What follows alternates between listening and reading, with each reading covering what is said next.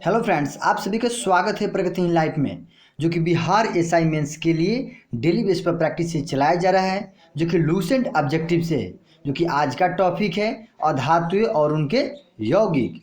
चलिए स्टार्ट करते हैं। का हाइड्रोजन की खोज किसके द्वारा की गई थी? बताना है कि हाइड्रोजन की खोज किसके द्वारा की गई थी। 2 सेकंड के समय दे रहे हैं, तो आप लोग कमेंट बॉक्स में बताइए कि आप लोगों का कितना सही हुआ।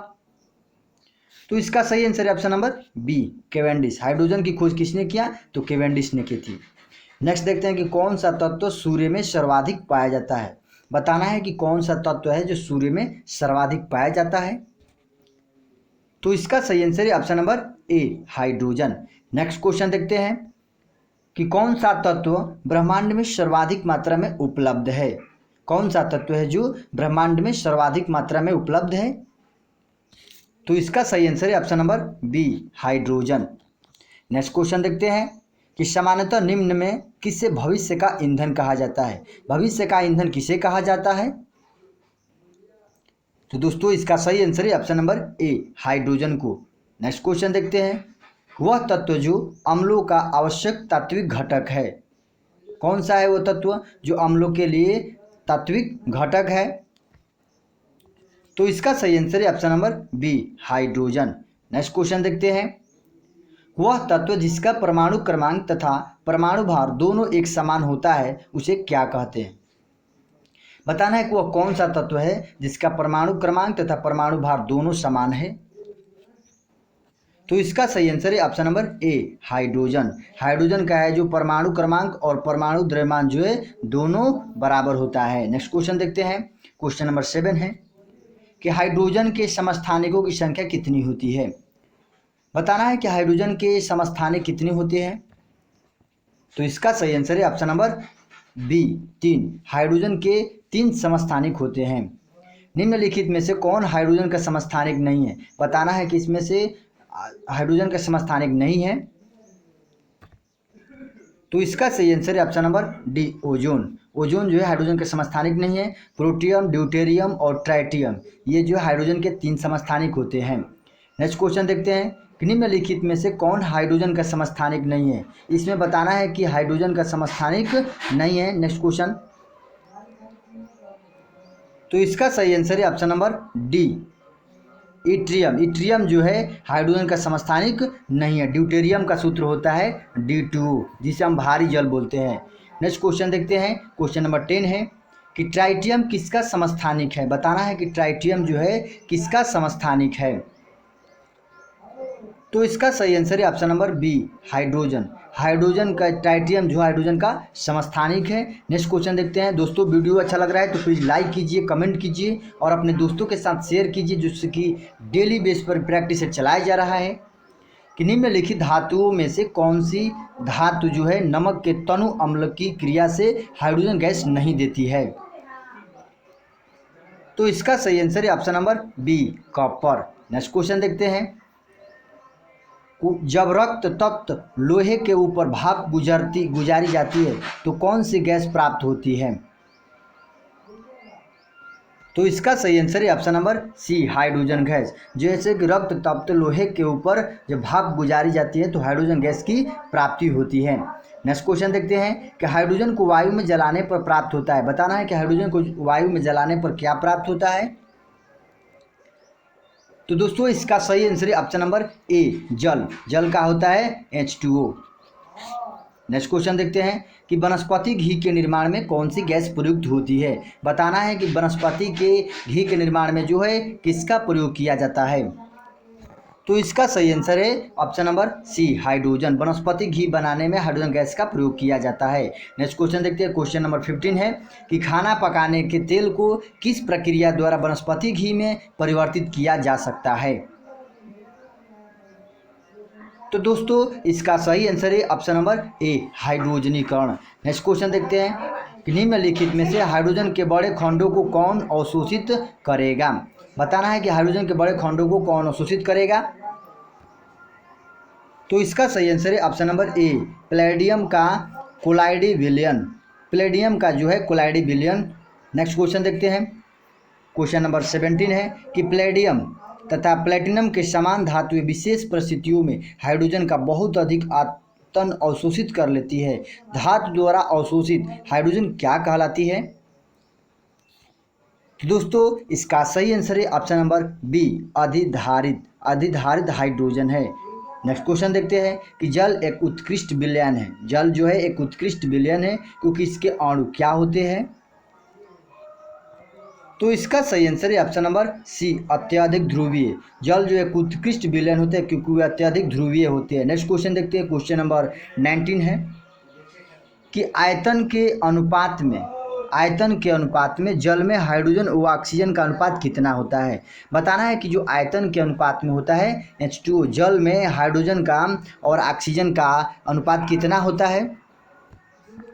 तो इसका सही आंसर है option number B. Option number B जो है 2:1 होता है। नेक्स्ट क्वेश्चन देखते हैं, क्वेश्चन नंबर 20 है कि भार के अनुपात में जल में हाइड्रोजन और ऑक्सीजन का अनुपात कितना है? ये बताना है कि भार के अनुपात में, ये तो आयतन के अनुपात में था 2:1 है, और ये भार के अनुपात में हाइड्रोजन ऑक्सीजन का अनुपात कितना है? तो इसका सही आंसर है ऑप्शन नंबर ए, 1:8। ये जो है भार के अनुपात, जल का अनुपात कितना हाइड्रोजन और ऑक्सीजन है, तो 1:8 है। नेक्स्ट क्वेश्चन देखते हैं कि शुद्ध जल होता है। बताना है कि शुद्ध जल होता है। शुद्ध जल क्या है? तो इसका सही आंसर है दोस्तों ऑप्शन नंबर सी, उदासीन जो है शुद्ध जल है। नेक्स्ट क्वेश्चन देखते हैं दोस्तों। ये वीडियो अच्छा लग रहा है तो प्लीज़ लाइक कीजिए, कमेंट कीजिए और अपने दोस्तों के साथ शेयर कीजिए। शुद्ध जल का पीएच मान कितना होता है? बताना है कि शुद्ध जल का पीएच मान कितना होता है। तो इसका सही आंसर है दोस्तों option number B. Option number B जो है 7। ऑप्शन नंबर बी जो है 7। शुद्ध जल का पीएच मान कितना होता है? तो 7 है। नेक्स्ट क्वेश्चन देखते हैं, जल का घनत्व किस तापमान पर सर्वाधिक होता है? बताना है कि जल का घनत्व जो है किस तापमान पर सर्वाधिक होता है। तो इसका सही आंसर है option number D. Option number D जो है 4 डिग्री सेल्सियस पर जल का घनत्व अधिकतम होता है। नेक्स्ट क्वेश्चन देखते हैं, क्वेश्चन नंबर 24 है कि 0 डिग्री सेल्सियस से 100 डिग्री सेल्सियस तक गर्म करने पर पानी का घनत्व क्या होता है? बताना है कि 0 डिग्री सेल्सियस से और 100 डिग्री सेल्सियस तक गर्म करने पर पानी का घनत्व क्या होता है?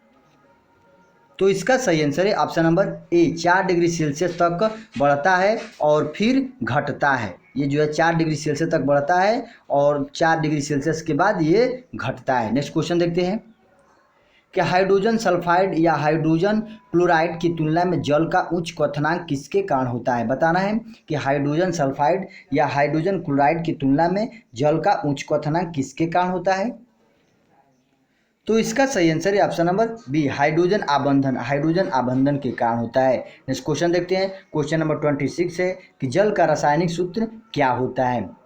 जल का रासायनिक सूत्र क्या होता है? तो इसका सही आंसर है ऑप्शन नंबर सी, H2O। जल का रासायनिक सूत्र H2 होता है और ये CH4 जो है ये मीथेन का सूत्र होता है। ये जो है मीथेन का होता है। CO2 जो है कार्बन डाइऑक्साइड होता है और ये ऑक्सीजन है। नेक्स्ट क्वेश्चन देखते हैं, क्वेश्चन नंबर 27 है कि विश्व के लगभग कितने प्रतिशत भूभाग पर जल है? बताना है कि विश्व के कितने प्रतिशत भाग पर भूभाग जल है। तो इसका सही आंसर है ऑप्शन नंबर ए, 71% पर जल है। नेक्स्ट क्वेश्चन देखते हैं कि पानी में नमक मिलाने पर पानी के क्वथनांक और हिमांक क्या होता है? बताना है कि पानी में नमक मिलाने पर पानी के क्वथनांक और हिमांक में क्या होता है। तो इसका सही आंसर है ऑप्शन नंबर सी, क्रमशः बढ़ और घट जाएगा। पानी में जो है नमक मिलाने पर क्रमशः बढ़ेगा और घट जाएगा। नेक्स्ट क्वेश्चन देखते हैं कि ग्रामीण क्षेत्रों में जल का कीटाणुनाशक किया जाता है। देखिए ग्रामीण क्षेत्रों में जल का कीटाणुनाशक किया जाता है, किसके द्वारा किया जाता है? तो इसका सही आंसर है ऑप्शन नंबर बी, क्लोरीन द्वारा। ये जो है क्लोरीन द्वारा किया जाता है। नेक्स्ट क्वेश्चन देखते हैं, पोटेशियम परमैंगनेट जल को, देखिए बताना है कि पोटेशियम परमैंगनेट जल को क्या करता है? तो इसका सही आंसर है option number A. Option number A जो है कीटाणु रहित बना देता है। ये पोटेशियम परमैंगनेट जल को क्या करता है? कीटाणु रहित बना देता है। नेक्स्ट क्वेश्चन देखते हैं, निम्नलिखित में से कौन सा विद्युत का चालक है? बताना है कि निम्नलिखित में से कौन सा विद्युत का चालक है। तो इसका सही आंसर है ऑप्शन नंबर सी, लवण जल। लवण जल जो है विद्युत का चालक होता है। नेक्स्ट क्वेश्चन देखते हैं। क्वेश्चन नंबर 32 है कि समुद्री जल से शुद्ध जल किस प्रक्रिया द्वारा प्राप्त किया जाता है। बताना है कि समुद्री जल से शुद्ध जल किस प्रक्रिया द्वारा प्राप्त किया जाता है। दोस्तों वीडियो अच्छा लग रहा है प्लीज़ तो एक लाइक बनता है, लाइक कीजिए।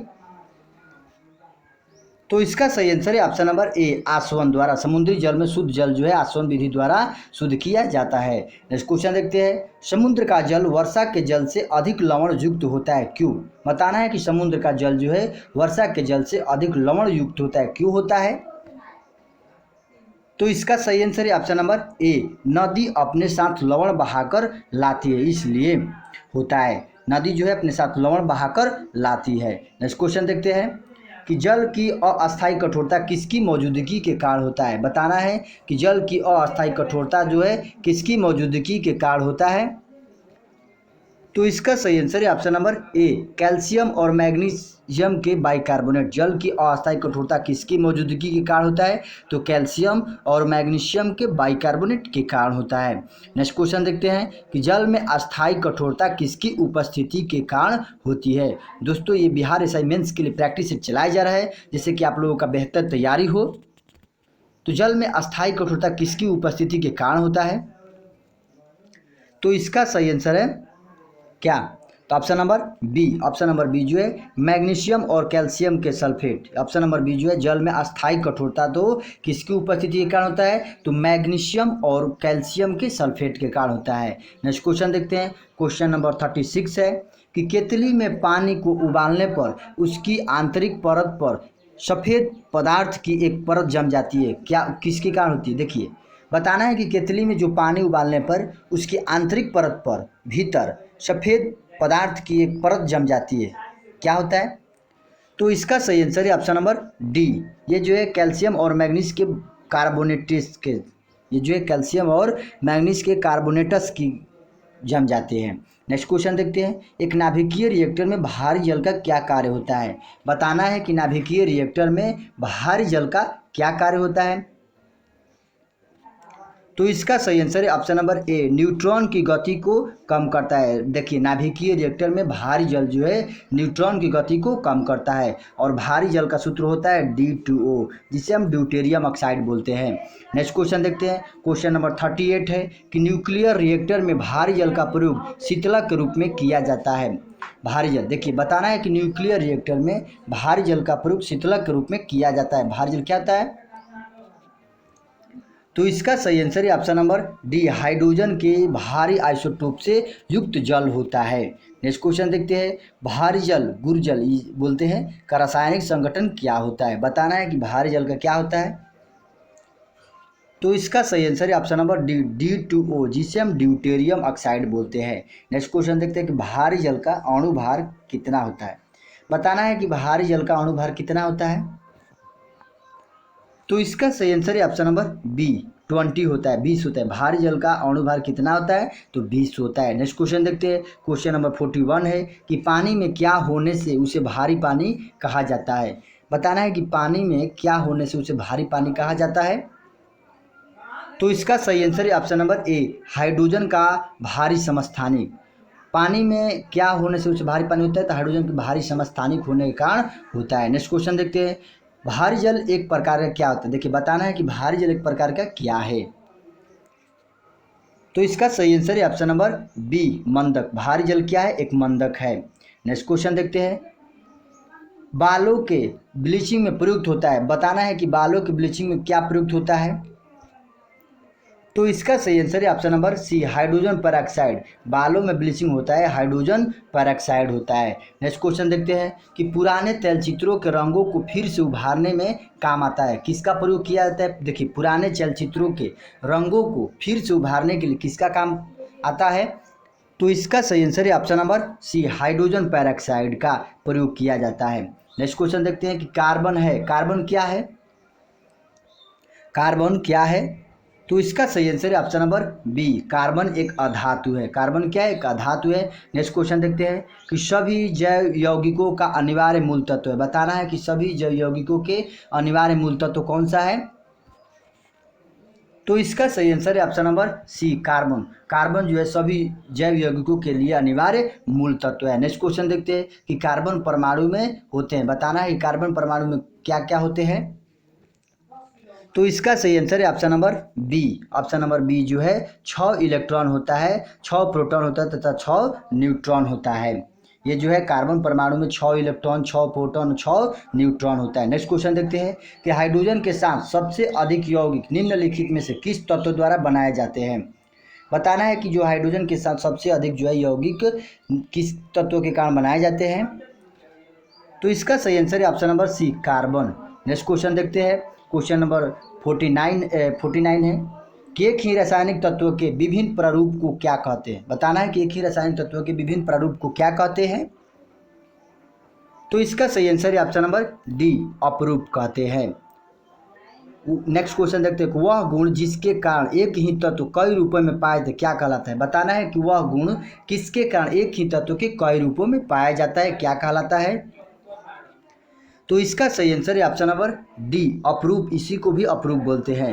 हीरा और ग्रेफाइट किसके रूप में अपरूप है। बताना है कि हीरा और ग्रेफाइट किसके अपरूप है। तो इसका सही आंसर है दोस्तों ऑप्शन नंबर सी, कार्बन। हीरा और ग्रेफाइट जो है कार्बन के अपरूप है। नेक्स्ट क्वेश्चन देखते हैं जो कि आज का लास्ट क्वेश्चन है कि निम्नलिखित में से किसमें कार्बन नहीं है। बताना है कि किसमें कार्बन नहीं है। तो इसका सही आंसर है ऑप्शन नंबर डी, इनमें से कोई नहीं। देखिए हीरा, ग्रेफाइट और कोयला ये तीनों में कार्बन है। हीरा, ग्रेफाइट और कोयला ये तीनों में कार्बन है। तो ऑप्शन नंबर डी सही है, इनमें सभी में होता है। तो दोस्तों यही वीडियो समाप्त होता है जो कि बिहार एसआई मेंस के लिए प्रैक्टिस सेट चलाया जा रहा है और दिल्ली पुलिस के लिए भी ये सेट चलाया जा रहा है शाम को, तो आप देखना ना भूलें। तो चलिए, जय हिंद, जय भारत।